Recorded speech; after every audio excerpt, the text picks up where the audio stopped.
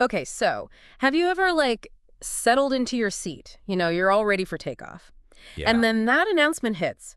Please switch your devices to airplane mode.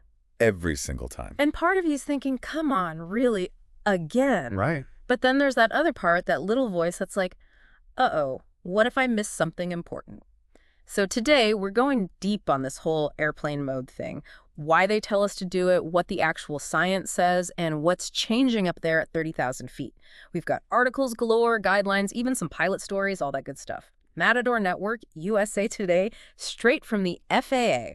It's kind of wild how it's still a question, right? Like, is this airplane mode business outdated, or is it, really keeping us safe in our crazy connected world? Exactly, and that's what we're here to figure out, so you can make the call on your next flight. And not just whether to hit that button, but why those rules even exist in the first place. Well, to get that, we got to rewind a bit back to 91.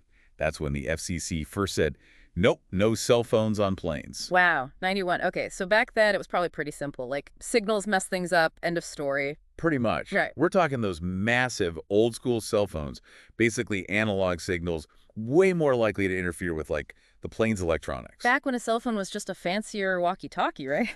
But now, our phones are tiny, super powerful. What's different now? So technology's come a long way, obviously. No more analog. It's all digital now, much more precise, way less likely to mess with frequencies used by, the important plane stuff. Plus, we've got specific frequencies set aside now, just to avoid any chance of interference. But, and this is where it gets interesting, even with all that ban from 91, still in effect here in the U.S. Hold on, really? So if the tech's gotten so good, why haven't the rules caught up? That's the million-dollar question. Some people say the FAA is stuck in the past, not keeping up with the times.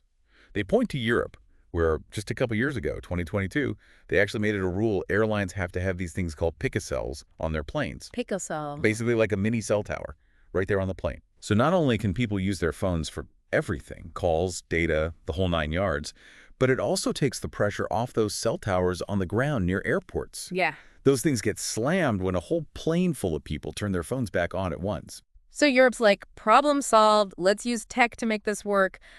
But over here in the U.S., why haven't we jumped on that Picocell train? Few reasons. Some tech stuff, well, more about us humans, I guess. Yeah. Technically speaking, there's been some worries, especially here about 5G, specifically how it might mess with a really key instrument on planes, the radio altimeter. Okay, gotta admit, getting a little lost in the technical weeds here. What is a radio altimeter and what's 5G got to do with it? Picture this. You're a pilot, zero visibility, thick fog, can't see the runway, right? You're relying on this super precise radar system that's the radio altimeter. It's basically like the plane's version of echolocation. It bounces signals off the ground to tell the pilots exactly how far they are from the ground. Now here's the thing with 5G, some of its frequencies, they operate pretty close to the ones those radio altimeters use. And there's a concern still being studied, mind you, but a concern that those 5G signals could mess with those altitude readings. So we're talking potential safety issue, especially when a plane's landing. No wonder the U.S. is being a bit more careful. But you mentioned something about human factors, too. Right, because while all this tech stuff and safety is super important, there's also just, well, how people are. You mean like the dreaded chatty Cathy in the next seat blasting their personal business on a phone call? Bingo. And the FAA has actually said they're worried about that. More air rage, more incidents. If everyone's allowed to just use their phones however they want on a flight, imagine a plane full of people trying to make calls, watch videos, all at the same time. Things could get messy. We actually saw an article about this from Matador Network. Apparently this worry about people getting out of hand played a big part in why the FAA decided back in 2014 to keep the ban on calls during flights, even with those picocells we talked about. Wow. So it's like this balancing act, huh? Tech is saying, maybe we've got this. Interference isn't a huge risk anymore. But then there's us, humans, and do we really trust everyone to behave on a plane full of working phones? It's complicated, no easy answers. And get this, around the world. It's all over the place. The US and Europe are figuring their stuff out, but other countries, they've got their own ideas. Like Australia, they're pretty interesting. Australia. Okay, so down under, well, what's their take on airplane mode? They've got this risk-based thing going on. Their aviation authority, CASA, they're saying, yeah, today's devices, they're tiny. The tech's night and day compared to the 90s. Not really a big risk of interference anymore. So they're not stuck in the past. They're actually looking at the evidence. Exactly. They even said they might be cool with airlines letting people use phones on the tarmac, while taxiing.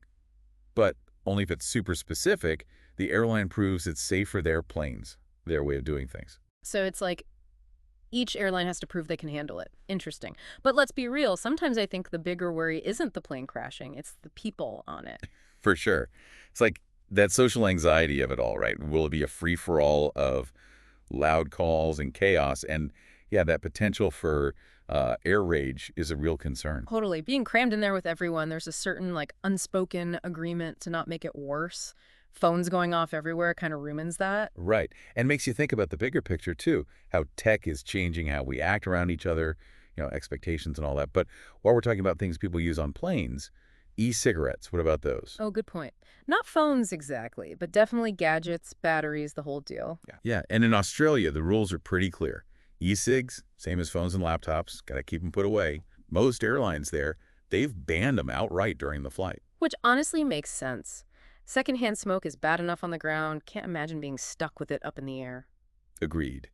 But here's something else I've been thinking about, something beyond phones and vaping and all that. Oh, I love when you go there. What have you got? Well, phones, tablets, laptops, those are obvious. But what about everything else?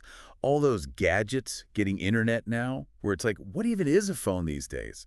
The whole Internet of Things thing. Okay, yeah, I see what you mean. Smartwatches, those fitness tracker things, even some clothes now have tech built in. Right.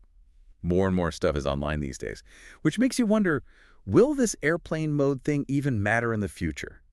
Like, will planes just be so good at blocking interference that it doesn't matter if we've all got, like, 10 devices going at once? Or will there be whole new rules, new worries, a whole new way of thinking about tech in the air? It's like we're about to go through some major tech change, but no one knows what it'll be like on the other side. It really is, and this is where it gets super interesting, I think. Because, sure, the tech stuff about signals and safety, that's huge. But there's this whole other side, like a social and ethical thing to consider too. Okay, now you've really got me curious. Break that down for me. Think about it. Everything's connected now, but are we losing something because of it? Is there value in just unplugging, even if it's just for a flight? There's that saying, disconnect to reconnect. But these days, even thinking about being offline for a bit, it's almost stressful. Exactly. And that's why this whole airplane mode thing, it's not so simple anymore. It's not just about the plane crashing. It's about, like, are we messing with our own heads by being online constantly? Can we even handle some peace and quiet anymore?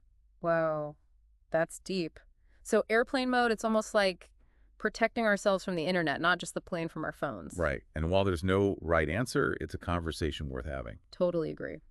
So we've talked history, the sciencey stuff, the rules, even got a little philosophical there. But before we go too far from all this research, what do you think? Is airplane mode this outdated thing, or does it still matter? That's the big question, isn't it? And honestly, there's no easy answer for me either. Yeah. Part of me thinks, yeah, tech's gotten so much better. Maybe we don't need to be as worried about phones messing things up as we were back in the day, at least. Not on newer planes. But then again, there's something kind of nice about being forced to unplug for a bit, A little break from the digital world, just be present. Like a tech timeout up in the clouds. Haha. But you're right. When you get down to it, it's all about finding that balance, isn't it? We want all the cool new tech, but we also don't want to lose those little bits of peace and quiet. Exactly. And at the end of the day, it's up to each person, right?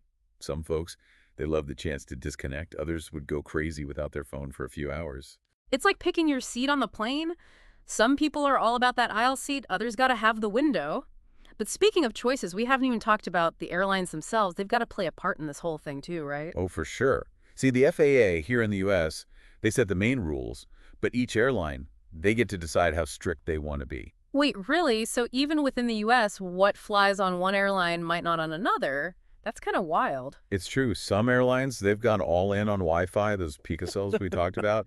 They want everyone connected, see it as like a perk for customers. And hey, for a lot of folks, having good Wi-Fi on a long flight, that's a lifesaver. Get some work done, watch a movie, whatever you need. Totally. But then you've got other airlines. They're way more cautious. Maybe they don't want to spend the money, or they're worried about things getting out of hand. So they might have all these extra rules about when you can use your stuff. Or maybe no Wi-Fi at all. So it's a real mixed bag out there, which I guess just proves our point. This whole airplane mode thing is anything but simple. For sure.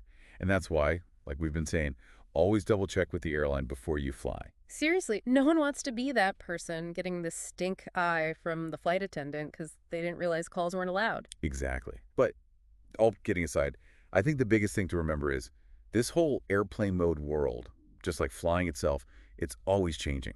Yeah. What we thought we knew about interference, about how people act, about what tech can do, it's all different now. Like trying to hit a moving target while you're zooming through the air. So what's the final word on airplane mode then? You know, if we learned anything today, it's that there isn't one. There's no right answer for everyone.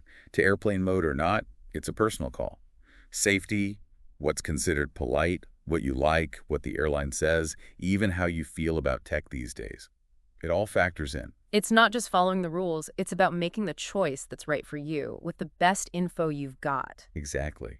And who knows what'll happen as tech keeps getting better and better. Maybe airplane mode will be a distant memory, something we tell our grandkids about, replaced by some system that just handles it all, even way up in the air. Or maybe, just maybe, we'll realize how nice it is to just unplug for a bit. Yeah. Enjoy the quiet, the view. It's exciting to think about, that's for sure. And on that note, I think it's time for us to power down for today. We covered a lot, learned some fascinating things, and hopefully got everyone thinking about that next time they hear, please switch your devices to airplane mode. Until next time, everyone, safe travels.